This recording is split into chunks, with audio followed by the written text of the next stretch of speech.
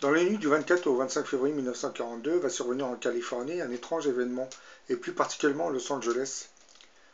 Ce fait historique retrace le survol mystérieux du nord de la ville, et ça pendant 4 heures par des appareils inconnus.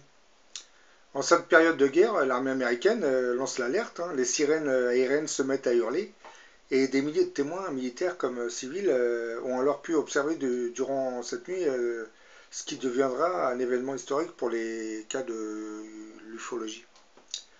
Suite à cette apparition, la DCA américaine donnera l'ordre aux batteries antiaériennes d'ouvrir un feu nourri sur certains de ces ovnis pendant 1 heure et demie à peu près. La panique va s'installer dans la ville, et c'est la panne d'électricité totale à Los Angeles. Et malgré tous les efforts défensifs de la ville, aucun de ces engins ne fut abattu. Certains ont été touchés pourtant, mais bon, aucun ne s'écrasera.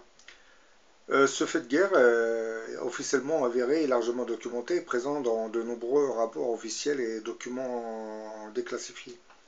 À cette époque, il faut aussi expliquer que l'Amérique vivait dans la peur d'une attaque japonaise, suite à la fameuse attaque surprise de Pearl Harbor. On craignait un nouveau raid japonais sur la côte ouest.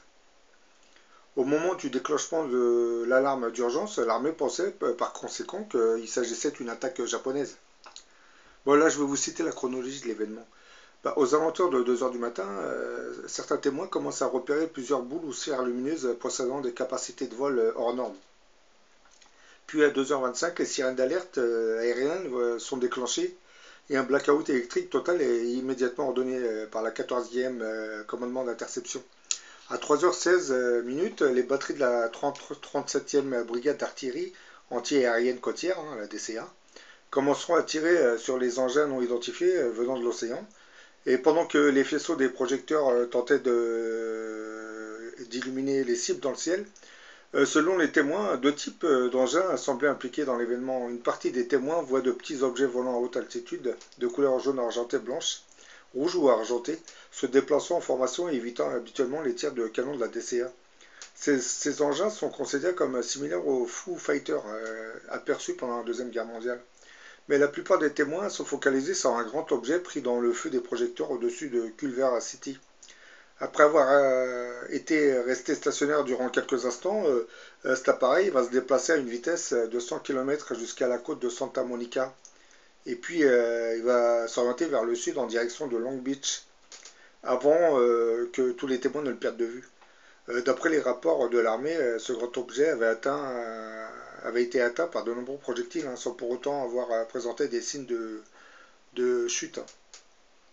À 4h14, la DCA stoppe le feu, après presque 1 heure de feu nourri, où elle aura employé près de 1430 obus de 6 kg. 7h18, c'est la levée du blackout qui a duré plus de 5 heures. Au final, aucun de ces appareils inconnus n'ont été abattus. Bon, les Américains, là, ont tiré sur ce qu'ils croyaient être des avions japonais, mais en fin de compte, ils ont ciblé une escadrille d'ovnis.